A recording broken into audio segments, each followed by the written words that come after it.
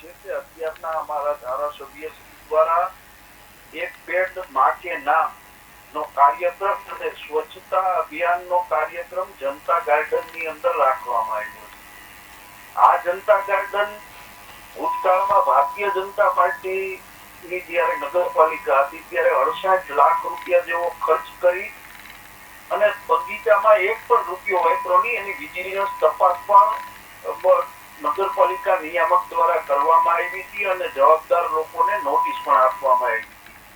ત્યારે ધોરાજીની જનતા ઈચ્છી રહી હતી કે ધોરાજીની જનતા માટે બાળકો માટે જનતા ગાર્ડન બને અને એ ગાર્ડન મેં એકલાએ જ નહીં મારી આખી ટીમે અમે સંકલ્પ કર્યો કે એક પણ રૂપિયો ધોરાજી નગરપાલિકાનો વાપરા વગર સ્વ ખર્ચે આપણે ધોરાજીની પ્રજાને જનતા ગાર્ડન બનાવીને આપવો છે ને એટલા માટે અમે જનતા ગાર્ડન આધુનિક અને સરસ બનાવ્યો છે અને એના માટે આજે જે કાર્યક્રમ છે એ કાર્યક્રમમાં એ ધારાસભ્યને અને ભારતીય જનતા પાર્ટીને દેખાડવા માટે અમે બેનરો લગાવ્યા છે મારી ટીમે કે આ ગાર્ડન અમે બનાવ્યો છે, જો આવો ગાર્ડન છે। જી, એટલે અત્યારે જે તંત્રના ભાજપ અને કોંગ્રેસના જે આગેવાનો છે આમને સામે આવ્યા છે તો ભાજપના જે તંત્ર છે એટલે મ્યુનિસિપલનું એ કહેવાનું થાય છે કે તેમના ખર્ચે બનાવ્યો છે આ ગાર્ડન। ગાર્ડન કોઈ એવું ન કહી શકે। આ ગાર્ડન મેં અને મારી ટીમે નગરપાલિકામાંથી એક પણ રૂપિયો ખર્ચ કર્યા વગર સ્વ ખર્ચે અમે આ બનાવેલો ગાર્ડન છે। જી, એટલે લલિતભાઈ અત્યારે તમે જે કહી રહ્યા છો તો તમારી પાસે આ બાબતનો કોઈ સાક્ષી પુરાવા કે કોઈ બાબતની નોંધ હશે કે આ સ્વખર્ચે તમે જે કહી રહ્યા છો તે કર્યો છે તેના માટેનું? કિરણબેન, આ ગાર્ડન છે એ ધોરાજી નગરપાલિકા સંચાલિત ગાર્ડન છે। જી, આ ગાર્ડનમાં નગરપાલિકામાં એક પણ રૂપિયાનો ખર્ચ ઉધારવામાં આવ્યો હોય તો નગરપાલિકાના સત્તાધીશોને પૂછી લ્યો। જી, આ આવડો અદ્યતન ગાર્ડન બનાવવામાં નગરપાલિકાના સ્વભંડોળના કે કોઈ ગ્રાન્ટના એમાં ભાગરા મૂક્યા છે ધારાસભ્યની ગ્રાન્ટમાંથી મૂક્યા છે જી, પણ બાકીનો જે ખર્ચ છે એમાંથી એક પણ નોટે સિંગલ એક પણ રૂપિયો નગરપાલિકામાંથી ખર્ચ ઉધારવામાં નથી આવ્યો। આ ગાર્ડન મેં અને મારી ટીમે બનાવ્યો છે। જી, જી, તો લલિતજી આપનું કહેવું છે કે આ ગાર્ડન તમે બનાવ્યું છે ને આ સાથે તમે 1 જાન્યુઆરી 2022 ના રોજ તમારા હસ્તે જ લોકાર્પણ કરવામાં આવ્યું હતું આ ગાર્ડનનું। ત્યારે અમે પણ ધોરાજીની તમામ સામાજિક સંસ્થાઓ, ધોરાજીના જે ટ્રસ્ટો ચાલે છે ટ્રસ્ટો અને ડોક્ટરો, વકીલો, એન્જિનિયરો, ધોરાજીના પ્રતિષ્ઠિત લોકોના દરેકના નામે એક વૃક્ષ નું રોપણ અમે કરાવ્યું હતું અને આ બનાવેલો જનતા ગાર્ડન લોકોની હાજરીમાં અમે લોકોને અર્પણ કર્યું। જી, જી, જી, લલિતભાઈ અમારી સાથે જોડાવા બદલ, કેટીવી સાથે વાતચીત કરવા બદલ આપનો આભાર। તો રાજકોટમાં ગાર્ડન વિવાદ સર્જાયો છે। લલિત વસોયાનું કહેવું છે કે તેઓએ સ્વખર્ચે આ ગાર્ડન કર્યું છે, તેમની ટીમે સાથે રહી અને ગાર્ડન બનાવવામાં આવ્યું છે। 1 જાન્યુઆરી 2022 ના રોજ લોકાર્પણ કરવામાં આવ્યું હતું। બેનરો લાગતા જ ભાજપ અને કોંગ્રેસ આમને સામને આવતા વિવાદ સર્જાયો છે।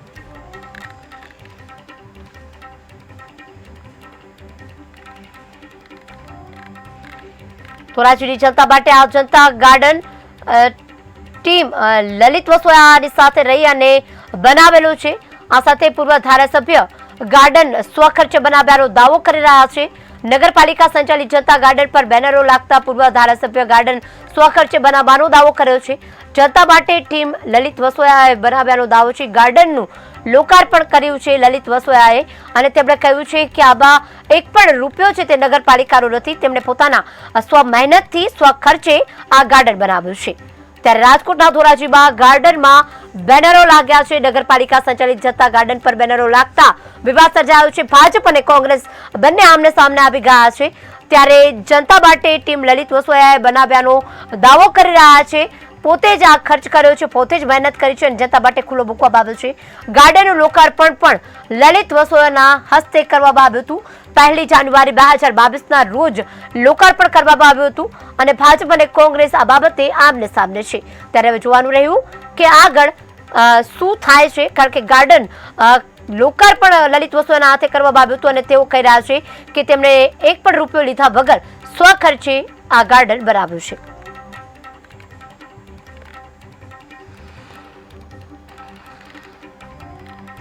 રાજકોટના ધોરાજીના ગાર્ડનને લઈને વિવાદ વકર્યો છે, જેને લઈને ગાર્ડનનું લોકાર્પણ લલિત વસોયાના હસ્તે થયું હોવાનું પણ બાબત સામે આવ્યું છે અને તેમનું સ્વખર્ચે કર્યા હોવાની પણ વાત કરી રહ્યા છે. લલિત વસોયા કહી રહ્યા છે કે તેમણે નગરપાલિકા પાસેથી એક પણ રૂપિયો લીધો નથી. હા, અંતર જે બાકડા છે તેમનો ક્યાંક જે દાતાઓ છે તેમના દ્વારા કરવામાં આવ્યું છે, પરંતુ આ જે સમગ્ર બનાવવામાં આવ્યું છે ગાર્ડન તે તેમની ટીમની મહેનત અને તેમના સ્વખર્ચે બનાવવામાં આવ્યું છે. જનતા ગાર્ડન ટીમ લલિત વસોયાએ બનાવ્યું છે. જનતા માટે ટીમ લલિત વસોયાએ બનાવ્યાનો દાવો છે. ગાર્ડનનું લોકાર્પણ પણ તેમના હસ્તે જ કરવામાં આવ્યું હતું.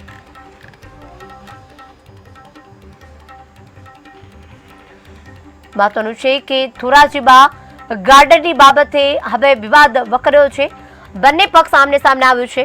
પક્ષ અને વિપક્ષ બંને પોતાના દાવા કરી રહ્યા છે.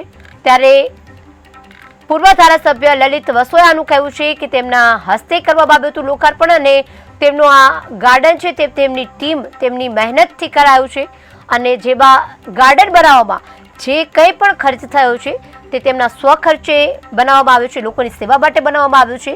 લોકો અહીંયા હરીફરી શકે, બેસી શકે તેના માટે બનાવવામાં આવ્યું છે. ત્યારે 1 જાન્યુઆરી 2022ના રોજ લોકાર્પણ કરવામાં આવ્યું હતું આ ગાર્ડનનું.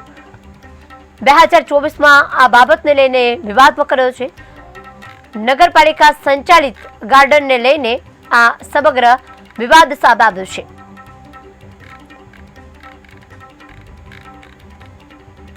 રાજકોટના ધોરાજીમાં ગાર્ડન પર લાગ્યા બેનરો. નગરપાલિકા સંચાલિત જનતા ગાર્ડન પર બેનરો લાગતા જ વિવાદ. પૂર્વ ધારાસભ્યનો ગાર્ડન સ્વખર્ચે બનાવવાનો દાવો છે. જનતા માટે ટીમ લલિત વસોયાએ મહેનત કરી અને ગાર્ડન બનાવ્યું તેમનું સ્પષ્ટપણે કહેવું છે. એક પણ રૂપિયો નગરપાલિકાના સંચાલિત પાસેથી નથી લેવામાં આવ્યો તેવું પણ તેમનું સ્પષ્ટપણે કહેવાનું છે. રાજકોટના ધોરાજી ગાર્ડન પર બેનરો લાગતા વિવાદ સર્જાયો છે.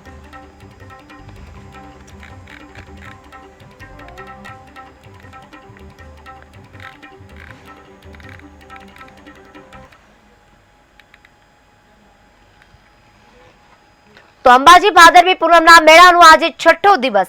દાતા અંબાજી માર્ગ પર માય ભક્તોનું કીડિયારું ઉભરાયું છે. ત્રિશુળિયા ઘાટ પર કપરા ચઢાણ પર ઉમટ્યું કીડિયારું. માથે ગરબા સાથે માય ભક્તો બોલાવી રહ્યા છે જય ઘોષ. માતાજીના રથ, ગરબા અને ધજાઓ સાથે માનવ સાંકળ અરવલ્લીની ગિરિમાળાનો જય અંબેના નાદથી પણ ગુંજી રહ્યા છે. જય મા અંબે, બોલબારી અંબેના નાદ સાથે સમગ્ર વાતાવરણ પવિત્ર થઈ રહ્યું છે. મા અંબાના જે પવિત્ર સ્થાને દરેક આસ્થાનું કેન્દ્ર કહેવાય છે, દરેક ભક્તોનું આસ્થાનું કેન્દ્ર કહેવામાં આવે છે મા અંબાનું સ્થાન. 51 શક્તિપીઠોનો જ્યાં વાસ છે તે મા અંબાનું સ્થાન. મા ભગવતીનો વાસ છે ત્યાં અંબાનું સ્થાન. જગતજનની જગદંબાનો જ્યાં વાસ છે તે મા અંબાનું સ્થાન. 51 શક્તિપીઠોમાંનું આ એક મહત્વની શક્તિપીઠ કહેવામાં આવે છે અંબાજી અને તેના ભાદરવી પૂનમના મેળાનું વિશેષ મહત્વ રહેલું છે. દૂર દૂરથી લોકો પદયાત્રીઓ અહીંયા પગપાળા કરી અને દર્શન કરવા આવતા હોય છે. માનતાઓ પૂર્ણ કરતા હોય છે. રાજી ખુશીથી મા અંબાના આશીર્વાદ લઈ અને પરત ફરતા હોય છે. ત્યારે અંબામાના ભાદરવી પૂનમ મેળાનો આજે આયોજન કરવામાં આવ્યું છે. આ મેળાનો આજે 6થો દિવસ છે. લાખોની સંખ્યામાં લોકો મા ભગવતીના દર્શન કરવા આવતા હોય છે. શ્રદ્ધાળુઓ અહીંયા લાંબી 52 ગજની ધજા પણ ચડાવતા હોય છે. દૂર દૂરથી 52 ગજની જે ધજા છે તે લઈને અહીંયા આવતા હોય છે અને માને ચડાવતા હોય છે. લાખો રૂપિયા, કરોડો રૂપિયાના દાન અહીંયા મા ભગવતીને કરવામાં આવતા હોય છે. ત્યારે ત્રિશુળિયા ઘાટ પર કપરા ચઢાણ ઉપર ઉમટ્યું કીડિયારું. આપ જોઈ રહ્યા છો દરેક અત્યારે અંબાજી જવાના માર્ગ પર દરેક ભક્તોની જમાવડો જોવા મળી રહ્યો છે, દરેક પદયાત્રીઓનો જમાવડો જોવા મળી રહ્યો છે। અંબાજીમાં ચુસ્ત પોલીસ બંદોબસ્ત ગોઠવી દેવામાં આવ્યો છે। અનેક સેવા સંઘ છે તે અત્યારે રસ્તા ઉપર સેવા કરવા માટે આતુર હોય છે। દરેક સંઘ છે અત્યારે પદયાત્રીઓની સેવા કરવા માટે ઉમટી પડતા હોય છે। તમામ ખાણીપીણીની વ્યવસ્થા પણ તેમને કરી દેવામાં આવતી હોય છે। કેમ્પનું આયોજન કરવામાં આવતું હોય છે। કોઈ પણ અનિચ્છનીય બનાવ ન બને તેના માટે પણ ખાસ ચુસ્ત પોલીસ બંદોબસ્ત ગોઠવી દેવામાં આવતો હોય છે। ખડે પગે તંત્ર છે, ખડે પગે લોકોને કોઈ પણ જાતની તકલીફ ન પડે તેના માટે સાવચેત રહેવા માટે ડ્રોન દ્વારા બાજ નજર રાખવામાં આવતી હોય છે। અંબાજી ભાદરવી પૂનમના મેળાનો આજે 6થો દિવસ છે। દાતા અંબાજી માર્ગ પર બાઈ ભક્તોનું કીડિયારું છે। 6થા દિવસે અત્યાર સુધીમાં કેટલા 23 લાખ લોકોએ અત્યારે દર્શન કરી ચૂક્યા છે। આજે પણ લોકોનો જમાવડો જોવા મળી રહ્યો છે। માં ભગવતીના દર્શન કરવા માટે પદયાત્રા યોજી અને જતા હોય છે। પગપાળાથી માં દર્શન કરવા જતા હોય છે। ઉપર ભાદરવીનો જે તાપ ઝળહળતો હોય છે ને ખરા તાપમાં અત્યારે માના દર્શન કરવા માટે તેની આંખની એક ઝલક મેળવવા માટે તેની આંખ ઠંડક કરતા હોય છે।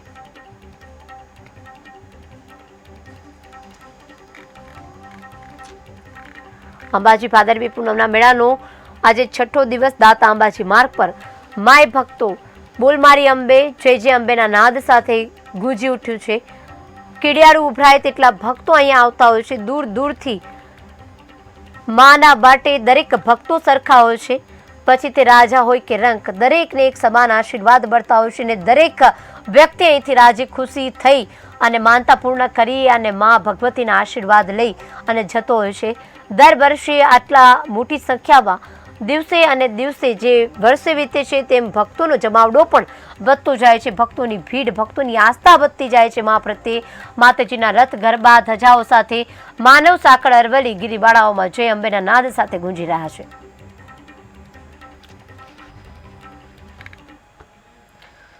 તો સુરતમાં શ્રીજીની 80,000 પ્રતિમાનું થશે વિસર્જન। એસએમસીએ માટીની મૂર્તિ માટે બનાવ્યા છે કૃત્રિમ ઓવારા। રામજી ફુવારા ખાતે ગણેશ વિસર્જનનો પ્રારંભ કરવામાં આવ્યો છે। ત્યારે સાંસદ મુકેશ દલાલે કરાવ્યો છે ગણેશ વિસર્જનનો પ્રારંભ। તાપી માતાની પૂજા કર્યા બાદ કરાયું ગણેશ વિસર્જન। આજે દરેક જગ્યાએ ગણેશ વિસર્જન કરવામાં આવી રહ્યું છે। દેશ સાથે ગુજરાતમાં પણ વિસર્જન કરવામાં આવી રહ્યું છે। દરેક જગ્યાએ ગણપતિ બાપાની વિદાય થઈ રહી છે। અશ્રુભીની આંખે લોકો ધામધૂમપૂર્વક અબીલ ગુલાલના છંટકાવ સાથે શ્રીજીની પ્રતિમાનું અત્યારે વિસર્જન કરી રહ્યા છે। સુરતમાં પણ ધામધૂમપૂર્વક ઉજવણી થઈ રહી છે। કોઈ પણ અનિચ્છનીય બનાવ ન બને તેની ખાસ તકેદારી રાખવામાં આવી રહી છે। સુરતમાં શ્રીજીની 80,000 પ્રતિમાનું વિસર્જન થશે। ત્યારે એસએમસીએ માટીની મૂર્તિ માટે બનાવ્યા છે કૃત્રિમ ઓવારા। મહત્વનું છે કે લોકો શાંતિપૂર્ણ રીતે ગણપતિ બાપાનું વિસર્જન કરી શકે, કોઈ પણ તેવી ઘટના બને નહીં તેના માટે ખાસ આવા કુંડ તૈયાર કરવામાં આવ્યા છે। દરેક જગ્યાએ અત્યારે કુંડ બનાવવામાં આવ્યા છે। પછી એસએમસી હોય કે આરએમસી હોય કે પછી એએમસી હોય, દરેક જગ્યાએ અત્યારે જે કુંડ બનાવવામાં આવ્યા છે, કૃત્રિમ કુંડ બનાવવામાં આવ્યા છે, જેથી ગણપતિ બાપાની મૂર્તિ પણ ખંડિત ન થાય અને શાંતિપૂર્ણ માહોલમાં વિસર્જન કરી શકાય। કોઈ પણ અનિચ્છનીય બનાવ ન બની શકે તેના માટે ખાસ આ કુંડની વ્યવસ્થા કરવામાં આવતી હોય છે। આ મુદ્દે વધુ વિગત આપવા માટે દિવ્યેશ પરમાર જોડાઈ ચૂક્યા છે સંવાદદાતા ફોન લાઈન પર। દિવ્યેશ, સુરતમાં આજે બાપાનું ધામધૂમપૂર્વક વિસર્જન થઈ રહ્યું છે। ये बिल्कुल जी जिस प्रकार वैली सवारથી જે શ્રીજીનું જે વિસર્જન છે તેની શરૂઆત થઈ ચૂકી છે। ખાસ કરીને જે કૃત્રિમ તળાવ બનાવવામાં આવ્યા છે, આ કૃત્રિમ તળાવની અંદર જે પ્રકારે એક બાદ એક મૂર્તિનું વિસર્જન છે તે શરૂ થઈ ચૂક્યું છે। ખાસ કરીને જે મોટી મૂર્તિઓ છે, આ મોટી મૂર્તિઓ, તમામ મોટી મૂર્તિઓ છે તે સુરતના હજીરા ખાતે જે દરિયાઈ વિસ્તાર છે ત્યાં ક્યાંય ને ક્યાંય વિસર્જન કરવામાં આવશે ને એકંદરે શાંતિપૂર્ણ માહોલ વચ્ચે જે પ્રકારે આ વિસર્જન જે છે તે સંપૂર્ણ સમાપ્ત સૂર્યાસ્ત સુધીના થાય તે પ્રકારે સંપૂર્ણ અપીલ કરી છે। હાલ જે પ્રકારે જે વિસર્જનની શરૂઆત થઈ ચૂકી છે ત્યારે ખાસ જે પ્રકારે સુરતના સાંસદ મુકેશ દલાલ છે જેમના દ્વારા શ્રી ગણેશ વિસર્જન કરવામાં આવ્યા હતા અને જે પ્રકારે કૃત્રિમ તળાવ બનાવવામાં આવે છે તે કૃત્રિમ તળાવમાં એક બાદ એક નાની નાની મૂર્તિઓ જે છે તે વિસર્જિત કરવામાં આવેલી છે અને શાંતિપૂર્ણ માહોલ વચ્ચે કોઈ અનિચ્છનીય બનાવ ન બને તે માટે વિસર્જનને લઈને ક્યાંય ને ક્યાંય ચાંપતો પોલીસ બંદોબસ્ત જે છે તે પણ ગોઠવવામાં આવ્યો છે અને તમામ સુરતના એવા તમામ કોણે જે પોલીસ છે તેનો ચુસ્ત બંદોબસ્ત પણ જોવા મળી રહ્યો છે। જી, દિવેશ, આ કુંડની ખાસ વ્યવસ્થા કરવામાં આવી છે અને ખાસ લોકોનો જમાવડો પણ અહીંયા જોવા મળી રહ્યો છે. આ સાથે જ અત્યારે ભક્તોમાં કેવો ઉત્સાહ દેખાઈ રહ્યો છે? બિલકુલ જે પ્રકારે 10 દિવસ બાપાની પૂજા અર્ચના કર્યા બાદ આજે વિસર્જન છે અને ભારે હૈયે તમામ જે ગણેશ ભક્તો છે તે આજે બાપાની મૂર્તિનું વિસર્જન કરતા હોય છે. ખાસ કરીને ક્યાંય જે પ્રકારે ભાવુક દ્રશ્યો પણ સર્જાતા હોય છે, કારણ કે 10 દિવસ જે પ્રકારે શ્રીજીની જે પૂજા અર્ચના કરવામાં આવી છે અને ત્યારબાદ જેનું વિસર્જન દિવસે કરવામાં આવી રહ્યું છે, ત્યારે અમુક જે ભાવુક દ્રશ્યો જે છે તે પણ જોવા મળી રહ્યા છે. પરંતુ જે પ્રકારે અત્યારે એક આનંદની સાથે સાથે શાંતિપૂર્ણ માહોલ વચ્ચે જે વિસર્જન જે છે તે યોજાયેલું છે. ખાસ કરીને જે કૃત્રિમ હોવારા છે તે તમામ હોવારા પર પણ ક્યાંય ને ક્યાંય જે ભાવિ ભક્તો છે તે વિસર્જન માટે ભીડ કરી રહ્યા છે. ખાસ જે પ્રકારે એકંદરે સંતો દ્વારા પણ એક આહવાન કરવામાં આવ્યું છે કે સૂર્યાસ્ત પહેલા સુરતની તમામ જે ગણેશ મૂર્તિઓનું વિસર્જન છે તે થઈ જાય એ પ્રકારની એક અપીલ કરવામાં આવી છે. અપીલને લઈને સુરતમાં જે પ્રકારે વિસર્જન છે તે યોજવામાં આવી રહ્યું છે. એકંદરે શાંતિપૂર્ણ માહોલ વચ્ચે હાલ વિસર્જન ચાલી રહ્યું છે અને તમામ એવા કૃત્રિમ હોવારા કૃત્રિમ તળાવો જે છે કે જ્યાં જે શ્રદ્ધાળુઓ છે તેનો પસારો જે છે જોવા મળતો છે. દિવેશ, અમારી સાથે જોડાવા બદલ, માહિતી આપવા બદલ આપનો આભાર. તો એસએમસી દ્વારા ખાસ માટીની મૂર્તિ જે છે તેના વિસર્જન માટે ખાસ એવા ઓવારા બનાવવામાં આવ્યા છે, જેથી લોકો શાંતિપૂર્ણ માહોલમાં અને કોઈ પણ અનિશ્ચય બનાવ ન બને તેના માટે ખાસ વિસર્જન કરી શકે. અત્યારે ભક્તોનો પણ જમાવડો દેખાઈ રહ્યો છે. બાપાને અશુભની આંખે વિદાય આપી રહ્યા છે સૌ કોઈ.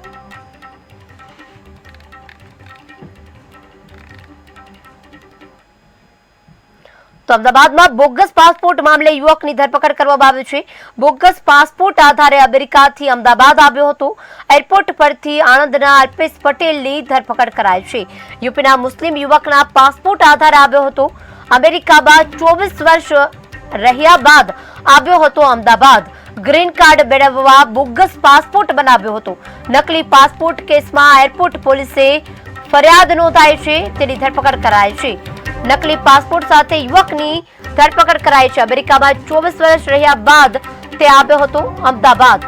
અમદાવાદમાં બોગસ પાસપોર્ટ મામલે યુવકની ધરપકડ કરવામાં આવી છે.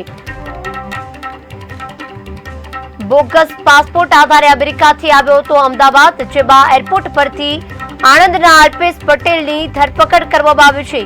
યુપીના મુસ્લિમ યુવકના પાસપોર્ટ આધારે આવ્યો હતો. અમેરિકામાં 24 વર્ષ રહ્યા બાદ આવ્યો હતો અમદાવાદ. ગ્રીન કાર્ડ મેળવ્યા બાદ બોગસ પાસપોર્ટ બનાવ્યા હતા. નકલી પાસપોર્ટ કેસના એરપોર્ટ પોલીસ મથકે ફરિયાદ નોંધાઈ છે. મહત્વનું છે કે અલ્પેશ પટેલ છે તે કોઈ યુપીના મુસ્લિમ યુવકના પાસપોર્ટના આધારે આવ્યો હતો અને અમેરિકામાં 24 વર્ષ રહ્યા બાદ તે અમદાવાદ આવ્યો છે. ગ્રીન કાર્ડ મેળવવા બોગસ પાસપોર્ટ બનાવ્યો હતો. નકલી પાસપોર્ટ કેસમાં એરપોર્ટ પોલીસે આ બાબતે તેની ધરપકડ કરી છે. આગળની કાર્યવાહી હાથ ધરી છે.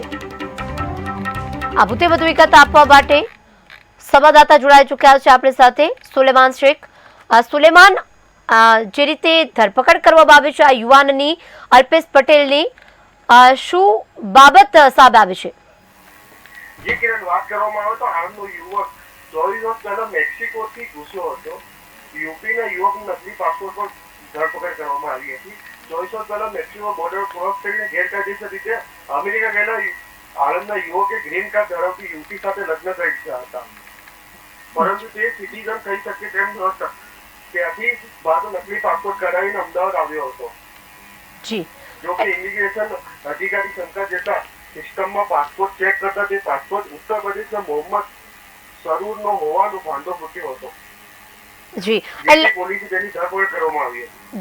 એટલે સુલેમાન, જે યુપીનો વ્યક્તિ હતો તેના નામનો પાસપોર્ટ હતો કે તેમના નામે આ નકલી પાસપોર્ટ બનાવેલો હતો?